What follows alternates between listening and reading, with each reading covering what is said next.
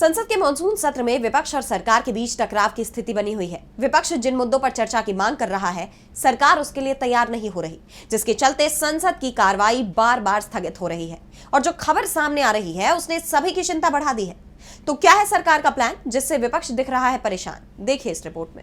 मोदी सरकार के दूसरे कार्यकाल में जो परंपरा पड़ी थी वो इस बार भी आगे बढ़ती दिखाई दे रही है।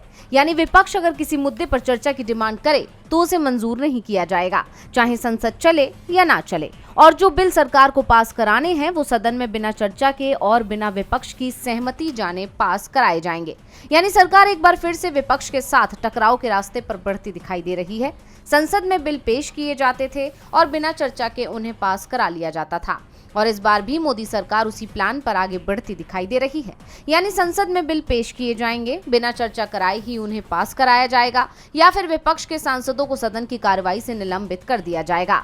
और ये काम अब 5 अगस्त को संसद की कार्रवाई के साथ दिखाई देगा।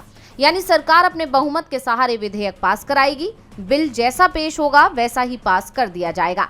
सरकार के इस प्लान को लेकर इंडिया गठबंधन में भी हलचल मची हुई है। दूसरी तरफ विपक्षी दलों ने एक बार फिर एसआईआर को लेकर संसद में चर्चा कराने की मांग सरकार से की। इसे लेकर संसद परिसर में प्रदर्शन भी किया गया, लेकिन मोदी सरकार ने साफ कर दिया है कि वो इस मामले में चर्चा नहीं कराएगी। डीवी लाइव की रिपोर्ट।